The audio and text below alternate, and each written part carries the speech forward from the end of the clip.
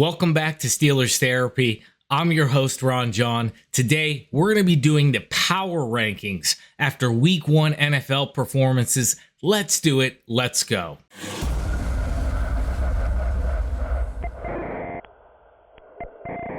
All right, now one caveat before we get into this. These are my rankings. They may not be your rankings. I am an avid Pittsburgh Steelers fan. However, I'm more of an avid Pittsburgh Steelers realist. I usually am actually harder on them regarding where they sit as far as other teams, maybe than most Steelers fans. But I don't know. You tell me, did I get it right? Did I get it wrong? What do the rankings look like? Tell me about it in the comments below. And if you haven't, please subscribe to the channel, like this video, share it. Let's get started with the rankings. Okay, up first, number 32, the Carolina Panthers. And why? Well, it's self-evident. Carolina sucks. They're not good. They don't do anything well. Bryce Young has been a bust. They have little weapons.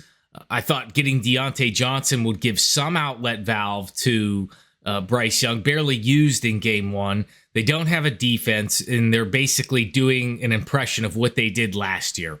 So there you go with Carolina at 32. At 31, the New York Giants. Daniel Jones, ouch. They extended him. They gave him lots of money.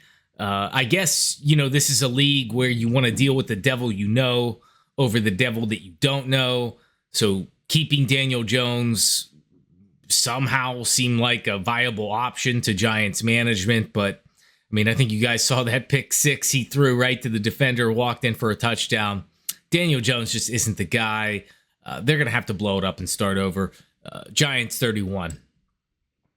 Coming in at 30, the Tennessee Titans. My sort of take on the Tennessee Titans is they have no weapons.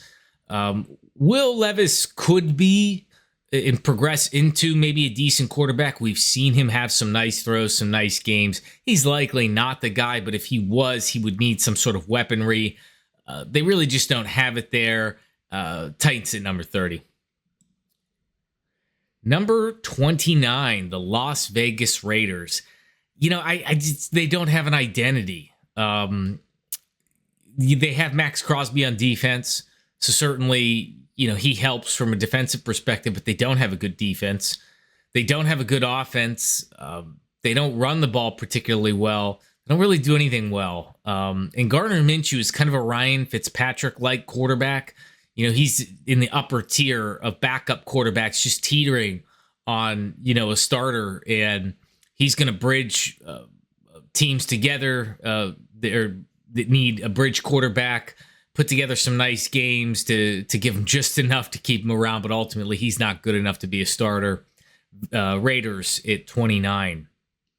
28, the Chicago Bears. This is a lucky team. I cannot believe that they won that game last week. Caleb Williams did not play well. He played terribly, as a matter of fact. They were very lucky. Obviously, you kind of create your own luck with defensive scores, special team scores, but Chicago's not going to be able to do this on a weekly basis. Certainly, it's Caleb Williams' first game, but if he doesn't start to show that he has something more than that, he might be headed for the same trajectory as Bryce Young. So, Chicago Bears, 28. 27, Washington Commanders. So I think the theme here is that Daniels just is going to need some time.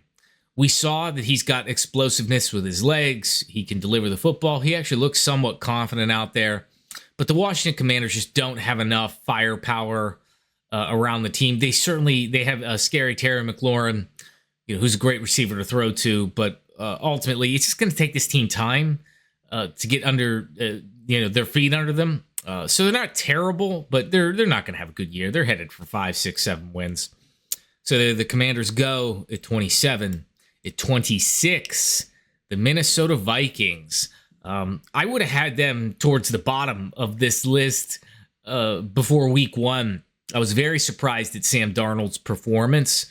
He played very well. I'm sure that makes Colin Cowherd happy because he loves Sam Darnold and Sam Darnold has been a bust since he got into the league.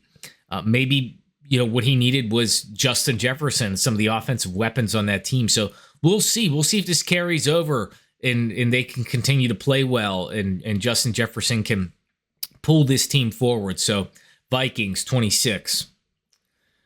25, the Cleveland Browns. Look, their defense was overrated last year. It was number 1 at home. It was towards the bottom of the league away. They had 9 home games, 8 away games, and it kind of evened out to them having a number 1 defense. But they got shellacked at home by the Cowboys. Deshaun Watson doesn't even look interested in playing anymore. So they have a QB quandary. They have a QB issue. What are they going to do? They paid him almost $250 million in guaranteed money. Do you go to Jameis Winston? What do you do? Browns, things aren't looking good. 25. 24, the Denver Broncos. Denver has some pieces on defense. They have Pat Surtain, great cornerback. And we saw 2 safeties versus the Seattle Seahawks. But ultimately, the Seattle Seahawks were able to get going, had their way versus their defense. But the theme with the Broncos is they have no offense. There are no weapons on offense. Bo Nix is going to be a bust. Trust me when I tell you that's going to happen. And they're going to find themselves in the exact same spot that they are a couple years from now. Ever since Peyton Manning, they've had an issue at the quarterback position. They're going to continue to have one. Broncos, 24. 23, the New England Patriots. Look, they have a good ownership structure, good management. I think Mayo as a coach is certainly good for them, but they don't have any A-listers. They don't have any stars in this team. They're not going to do anything special. They're going to win some games just based on good coaching, good management, good ownership, but ultimately they're not going to go anywhere is a general rule just because of the lack of talent that they have. So Patriots 23. 22, the Cincinnati Bengals. Now, I know a lot of people have the Bengals higher, but I've been saying this since before the season, and you can go back and look. The Bengals are not a good team. They don't have a good roster. They don't have a good offensive line. And their defense is halfway decent. It's not great. So it'll keep them in some games, help them win some games. But this team is all Joe Burrow and Jamar Chase. Certainly T. Higgins is good, but these two have to carry this team. And these two have to win games for this team, in spite of a bad offensive line, in spite of a bad running game. So the Bengals, certainly Joe Burrow and Jamar Chase can get hot, but I think teams are going to become wise to that's really their only way to win. And the Bengals are going to struggle this year. I think they're not going to have a winning season this year. So Bengals at 22. At 13, the New York Jets. So what was that versus the 49ers? Now, look, I get it. The 49ers are a juggernaut. They're a powerhouse. But you expect a team like the New York Jets to play a little bit better, especially with the pieces that they have on defense. The 49ers did whatever they wanted versus the Jets defense. And Aaron Rodgers really wasn't the problem on that offense. He can still throw a halfway decent, pretty ball. It was everybody else on the offense that wasn't really performing well, especially their lack of receiving talent. So I'm not sure what's in store for the Jets, but what they showed in their first game with Aaron Rodgers doesn't instill a lot of hope. So we'll see. Maybe their defense will settle down and Aaron Rodgers can command the offense and they'll get some wins. But for now, Jets 21. 20, Seattle Seahawks. To me, they're just outside of good. Geno Smith, yeah, he had a comeback season, was comeback player of the year. The guy can play quarterback, but he's just at the edge of being a backup in the league. So he's just good enough to be a starter. And that makes his team just good enough to win games, but never be a serious team, never seriously be in contention to make noise in the playoffs. They've got nice pieces. DK Metcalf is awesome. We know that he can explode. But the Seattle Seahawks, they're 20. They're just outside of being good. 19, the Jacksonville Jaguars. So who is Trevor Lawrence?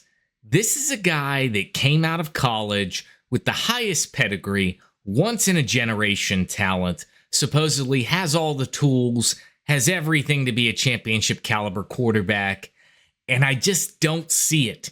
He's not bad.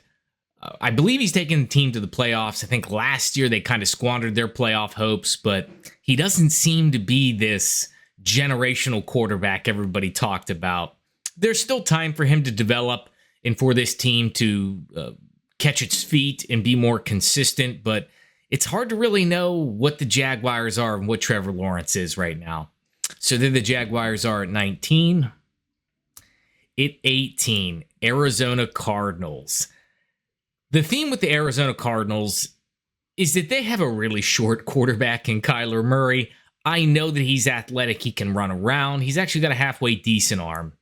But the guy's just not tall enough to be consistently good at the quarterback position in the NFL. He's always going to struggle to find lanes over big defensive linemen. The Arizona Cardinals are never going to compete for a championship with Kyler Murray. They may have him there, and he may be holding things together with duct tape, but ultimately, when you have a quarterback that's 5'7", you're never going to go places. So, but they're not that bad of a team, and they still can make some noise. So Cardinals at 18. At 17, the Indianapolis Colts. What are they? Who are they? What's their identity? I get a little bit confused with the Colts. They drafted Anthony Richardson. This guy measured off the charts everywhere in the combine. He has a lot of Lamar Jackson-esque qualities to his play. You know, this is a team that can play bully ball like the Ravens. That can run the ball with their quarterback on draws, pick up tough yards. They can run it with their running back. They can play halfway good defense and really dictate the terms, but I haven't seen them quite be able to do that yet with Anthony Richardson. Obviously, he's been hurt, didn't play much of last year, so we'll see who they are and what they become. You know, is Anthony Richardson going to be used for his arm, his legs, both? What is it? But they are a tough out, so for now they're at 17. It's 16, the Atlanta Falcons. After game one, it's obvious this team isn't gelling yet. They have a great roster. Kirk Cousins can still sling the ball. He's been one of the best passers in the game over the last half decade. Very prolific. The Atlanta Falcons picked up nice pieces on defense in, I think, Judon and Jesse Bates. So this is a team that has they have Bijan Robinson at the running back position. They've got a decent roster, but obviously you could see from the first game, Cousins is uncomfortable. The defense is vulnerable. And until they start gelling, they're going to be stuck kind of in the middle here at 16. At 15, the Los Angeles Rams. Look, they're not a bad team. They went to the playoffs last year. They lost a close game to the Lions last year. And again, the first game of the season, lost a close game to the Lions again. They have some talent, obviously, with Sean McVay. They've got good coaching. They've got some decent players. Puka Nacua did get hurt. But you have Matthew Stafford, who is, a stalwart at the position, but he's getting older. And I think a lot of people have this team too high on their rankings. I with the injuries, with the age of some of their players, like Cooper Kupp, Matthew Stafford, I think this team is going to be it's in a decline right now. So they're still a tough team to play. They can still make the playoffs, but I don't think they're as good as what everybody else thinks. So there they are at 15. At 14, the Pittsburgh Steelers. My Pittsburgh Steelers. What can you say? It's defense and TJ Watt. That's what keeps the Steelers competitive. They have a good smothering defense, and TJ Watt alone, single-handedly, wins games for the Pittsburgh Steelers. He's the best defensive player in the league. You can't argue that. But the Steelers still have this clumsy, inefficient, crappy offense that they've really had since the waning years of Big Ben. And without a true offense, the Pittsburgh Steelers are never going to be able to compete with top 5 teams, powerhouse teams. And you see what happens when the Steelers play those teams. They get blown out.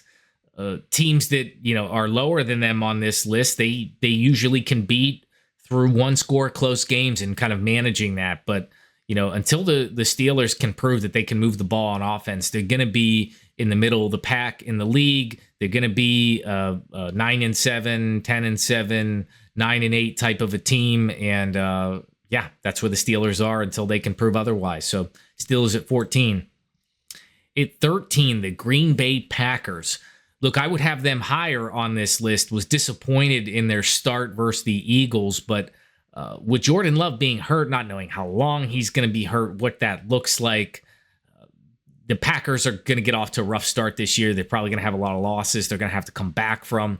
Really like the way Jordan Love looked last year at the end of the year in the playoffs, but with Love being hurt and with that first performance, got to knock them down here a little bit. So they're at number 13. At number 12, the Los Angeles Chargers. Look, I know that they basically took all the Ravens running backs, but they took good running backs. Gus Edwards is a bruiser. He's always been able to run well. And J.K. Dobbins, I think he's sneaky good. He was good in college for Ohio State. The dude can run the ball. He's just been hurt a lot, and you saw the damage that he can do first game of the year. Justin Herbert is a good quarterback. They've got a good coach in Jim Harbaugh.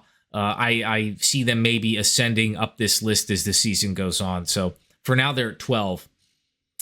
At 11, the New Orleans Saints. I think a lot of people have them, as worse on this list, if you will, lower on the list than I do. I have them up at 11. You have to give them credit for what they did against the Carolina Panthers. I think it's a combination of both. In the Saints have weapons. Derek Carr is an experienced quarterback. He's always been in the upper half of quarterbacks in the league. Certainly not really in the top 5 or 10, but he's definitely been in the upper half. They have other weapons and pieces, and the Saints beat the hell out of the Carolina Panthers. So for right now, they look like a team you wouldn't want to play. Certainly, you don't want to play them in New Orleans. So for now, they're just outside top 10. At 11, and it's kind of a to be determined to see if they really are as good as what that game was, or if the Carolina Panthers are just that bad. So Saints at 11. At 10, the Tampa Bay Buccaneers carrying the torch is Baker Mayfield. This is a story I like. I like the story with Baker Mayfield. The Cleveland Browns essentially tried to upgrade their quarterback by paying Deshaun Watson $250 million in guaranteed money and ousting Baker Mayfield. And what they did was downgrade their quarterback position. And I feel a little bit bad for Baker Mayfield. His stats were not that good the year, maybe year and a half prior, but he was fighting through an injury, probably shouldn't have been playing. And now he gets some redemption. He gets paid. He's playing great football for the Buccaneers. They're dangerous. They have lots of weapons. So I think it's a good story, and I'm excited for the Bucs and Baker. So there they go at 10. At 9, the Miami Dolphins. The theme with the Miami Dolphins is speed. They have speed all over the field, whether it's Tyreek Hill, Tua, Waddle. This team can beat you over the top and flip games very quickly. Their defense isn't that bad. Certainly they are fighting through some injuries at the running back position. They've got an offensive-minded coach. I don't think they're good enough to compete with the juggernaut teams in the top 5, but they certainly can be dangerous, and they're at 9. At number 8, the Dallas Cowboys. The Dallas Cowboys can be a dangerous team. They've won 12 games the last 3 seasons, so they've been pretty consistent. But the defense is really good. And Micah Parsons is just a maniac with his hair on fire out there. They're very hard to score on, very hard to play against. And they do have Dak Prescott. And while he's caught a lot of flack for not being able to finish games, not being able to win playoff games, the guy's a good quarterback. And he's been in the upper echelon of quarterbacks since he's been in the league. He just got paid. And he's incentivized to continue to play well. He's got weapons like CeeDee Lamb. This is a team that can get dangerous and quickly. Cowboys at 8. It's 7, the Buffalo Bills. The Bills are going to be good as long as they have Josh Allen. I think Josh Allen is your quintessential perfect quarterback as far as build and talent goes. The guy, he's got speed. He's a tough runner that can run over defenders. He has a mega strong arm. He keeps you guessing. This team is always going to be competitive with Josh Allen. I believe they got worse over the offseason from a roster perspective. He doesn't have as many weapons as he once had. The defense is vulnerable and has holes, but like I said, as long as you have Josh Allen, you have a shot. And if he can limit his turnover issues, boy, the Bills can be dangerous. So Bills at 7. It's 6, the Houston Texans. I am the first one to say I was wrong about CJ Stroud. I thought he was going to struggle in the NFL, especially with, kind of the perception that he had after taking that QB test and not doing well on it. So he's had sort of this chip on his shoulder, but boy, this offense is just good. There is nothing but receivers on this team, whether it's Tank Dell, Nico Collins, Stephon Diggs, CJ Stroud delivers the ball. The team got better on defense. This is a team that I think can be definitely a top 5 team, top 3 team by the time the season is over. Wouldn't be surprised if they found their way into the Super Bowl. Texans at 6. At 5, the Baltimore Ravens. And kind of the same thing with the Bills. The Baltimore Ravens, it's all about Lamar Jackson. Although I do need to credit the Ravens defense. I do think they have a good defense. Their secondary, particularly from a roster standpoint, is excellent. A little bit disappointed in their performance against the Chiefs, but you're in the Chiefs' first game of the year. They're the defending Super Bowl champions. You're in their house. It's going to be hard to play against them, but the Ravens were in that game until the end. This is a good football team. They play bully ball. They can run the ball well. I think Derrick Henry's going to be a good addition. And look out for the Baltimore Ravens. Again, would not be surprised at all to see them in the big game at the end of the season. Ravens at 5. At 4, the Detroit Lions. So I think the theme with the Detroit Lions is that they're steady. They're steady really on both sides of the ball. Jared Goff is not a world beater, but he is a halfway decent quarterback. They have a great running game with Jamar Gibbs and Montgomery. They have good receivers, Amon St. Brown. They have a good defense with guys like Aiden Hutchinson. So they're steady across the board. They're going to be a tough out for any team. Again, a team like this wouldn't be surprised at all to see them in the Super Bowl. Although I do wonder if Jared Goff really does have it in him to win a Super Bowl. He's not a bad quarterback. He's been to a Super Bowl before. But can this guy be the guy that actually delivers? Can he put the Lions on their back when he needs to? I don't know. We'll see. But Lions, good team. They're at 4. So top 3, with number 3, the Philadelphia Eagles. They just have a great offensive scheme on this team. I mean, getting Saquon Barkley was just genius. That was a big spark that they were missing. You got a guy like Jalen Hurts that can run the ball well. He can throw it to his weapons in A.J. Brown, Devontae Smith. So this is a team that offensively is going to give defenses fits when it comes to their play. And their defense is okay. It's not great, but I don't really think that matters. This team is built to outscore other teams. I think as long as they can run the ball, run other teams over, beat them over the top, they're going to be just fine. So, again, we'll see. Kind of the same thinking is Jared Goff. Does Jalen Hurts, he is a good quarterback, but does he have it in him to put the team completely on his back when he needs to? We'll see. But for now, Eagles at 3. Top 2 teams. Number 2, the San Francisco 49ers. And look, if you have them number 1 on your list, I wouldn't say you're wrong.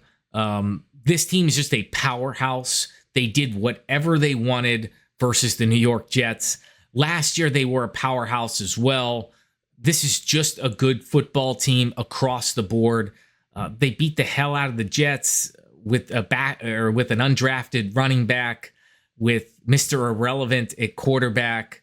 Their weapons all over the field, whether it's McCaffrey, Deebo Samuel, you name it, Bosa on defense. They've got it. This team can go all the way. And I would not want to play them in any game this season. So 49ers at 2. And number 1, it's no surprise, should be most people's number 1, is the Kansas City Chiefs. They took care of what I believe is a top 5 team in the NFL at home. They won the last Super Bowl.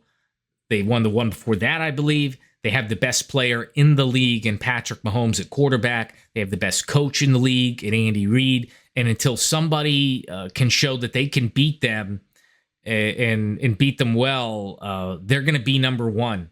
And even if somebody does beat them, there are a few teams that go undefeated, so teams do get beaten sometimes. But the Kansas City Chiefs have to show that they're slowing down at all to give up the number 1 slot. And they haven't. This is the team. They're on the throne. And until that changes, that's what it is. So, again, this is my top 32, my power rankings. What did I get right? What did I get wrong? Tell me about it in the comments below. If you haven't, subscribe to the channel, like this video, share it with your friends. This is Ron John, and this is Steelers Therapy. We'll see you next time.